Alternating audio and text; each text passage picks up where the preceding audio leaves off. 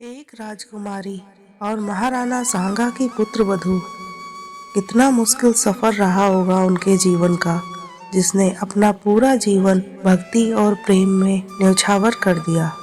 आइए उन्हीं के जीवन के सफर को समझने के लिए मीरा चरित्र भाग 16 में प्रवेश करते हैं। जय श्री राधे, जय श्री कृष्णा। मीरा श्याम कुंज में अपने गिरधर के समक्ष बैठी उन्हें अश्रुसित नेत्रों से निहोरा कर रही थी। भाई साहब हुकुम। केसर दौड़ी आई। उसका मुख प्रसन्नता से खिला हुआ था। भाई साहब, जिन्होंने आपको गिरधर लाल बख्शे थे ना, वे संत नगर मंदिर में पधारे हैं। एक ही सांस में केसर ने सब बतलाया। ठाकुर ने बड़ी कृपा की जो इस समय संत दर्शन का सुयोग बनाया, मीरा ने प्रसन्नता पूर्वक कहा। जा केसर, उन्हें राज मंदिर में बुला ला, मैं तेरा एहसान मानूंगी। एहसान क्या भाई साहब हुकुम, मैं तो आपकी चरण रज हूँ।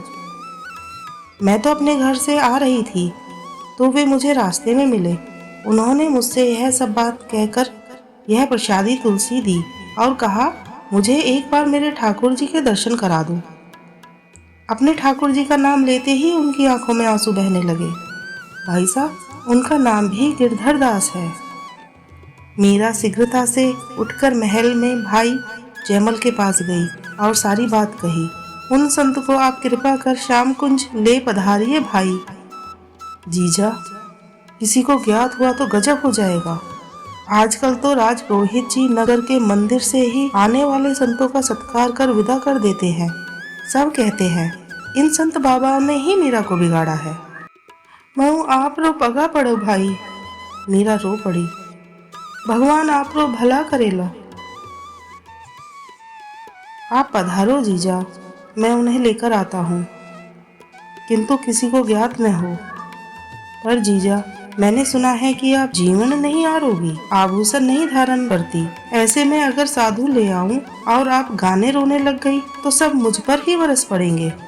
नहीं भाई, मैं अभी जाकर अच्छे वस्त्र आभूषण पहन लेती हूँ और गिरधर का प्रसाद भी रखा है, संत को जिमा कर मैं भी पालूंगी। और आप जो भी कहे मैं करने को तैयार हूँ।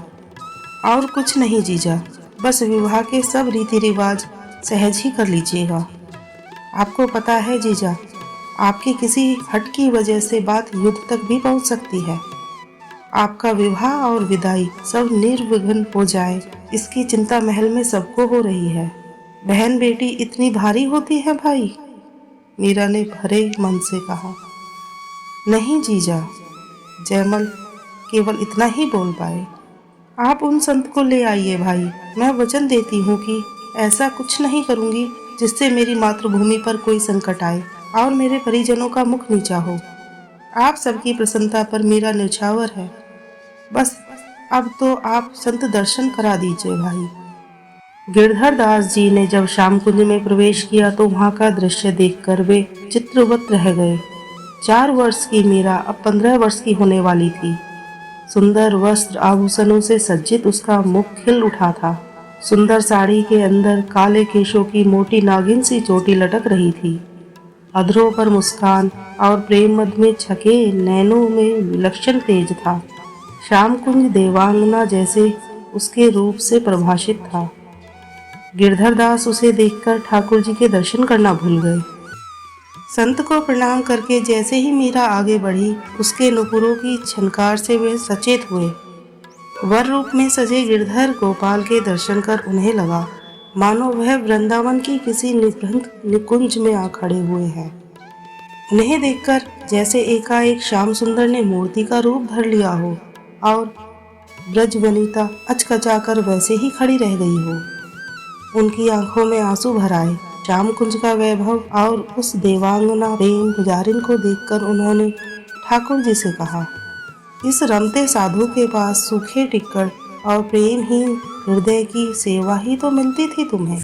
अब यहाँ आपका सुख देखकर जी सुखी हुआ, किंतु लाल जी, इस प्रेम वैभव में इस दास को भुला मत देना। अपने गिरधर के हृदय नेत्र भर दर्शन कर लेने के पश्चात बाबा वस्त्र खंड से आंसू पोंछते हुए बोले, बेटी, तुम्हारी प्रेम सेवा देख मन गदगद हुआ। मैं तो प्रभु के आदेश से द्वारिका जा रहा हूँ। यदि कभी द्वारिका आओगी तो भेंट होगी, अन्यथा। लाल जी के दर्शन की अभिलाषा थी तो मन तृप्त हुआ। गिरधर गोपाल की बड़ी कृपा है महाराज। आशीर्वाद दीजिए कि सदा ऐसे ही कृपा बनाए रखे। वे मुझे मिले या ना मिले, मैं उनसे मिली रहूं। आप विराजे महाराज। उसने केसर से प्रसाद लाने को कहा और स्वयं तानपुरा लेकर गाने लगी। सांवरा सांवरा सांवरा मारी प्रीत निभाजो जी। सांवरा सांवरा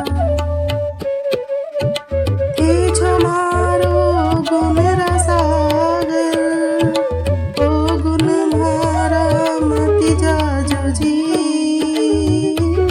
सांवरा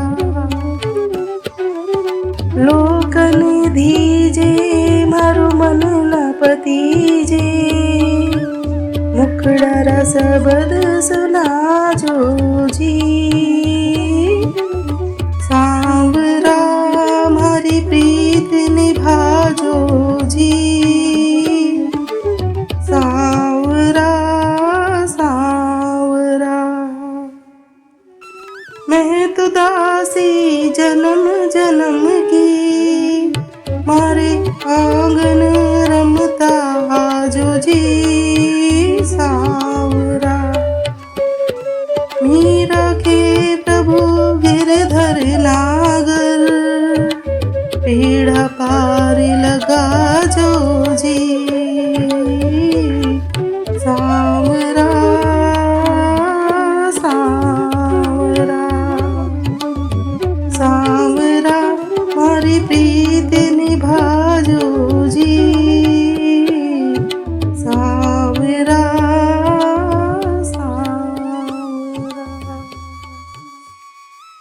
भजन की मधुरता और प्रेम भरे भावों में गिरधर दास जी तन्मय हो गए। कुछ देर बाद आंखें खोलकर उन्होंने सजल नेत्रों से मीरा की ओर देखा। उसके सिर पर हाथ रखकर अंतस्थल से मौन आशीर्वाद दिया। केसर द्वारा लाया गया प्रसाद ग्रहण किया और चलने को प्रस्तुत हुए। जाने से पहले एक बार फिर मन भरकर अपने ठाकुर जी की छवि को अपने नेत्रों में भर लिया। प्रणाम करके वे बाहर आए। मीरा ने झुककर उनके चरणों में मस्तक रखा तो 2 बूंद आंसू संत के नेत्रों से निकलकर उसके मस्तक पर टपक पड़े। संतों के दर्शन और सत्संग में कितनी शांति सुख मिलता है, यह मैं इन लोगों को कैसे समझाऊं। वे कहते हैं कि हम भी प्रवचन सुनते हैं, पर हमें तो कथा में रोना हंसना कुछ भी नहीं आता। अरे कभी खाली होकर बैठे तब तो कुछ हृदय के भीतर जाए। बड़ी कृपा की प्रभु, जो आपने संत दर्शन कराए। और जो हो सो हो, जीवन जिस भी दिशा में मुड़े, बस आप अपने प्रियजनों, निज जनों, संतों और प्रेमियों का संग देना प्रभु। उनके अनुभव, उनके मुख से झरती तुम्हारी रूप गुण माधुरी की चर्चा प्राणों में फिर से जीने का उत्साह भर देती है। प्राणों में नई तरंग की हिलोर उठा देती है। जगत के ताप से तप्त मन प्राण तुम्हारी कथा से शीतल हो जाते हैं। मैं तो तुम्हारी हूँ, तुम जैसा चाहो वैसे ही रखो। बस मैंने तो अपनी अभिलाषा आपके चरणों में अर्पण कर दी है। जय हो, जय मीरा गोपाल, जय राधा माधव। हरि बोल, हरि बोल।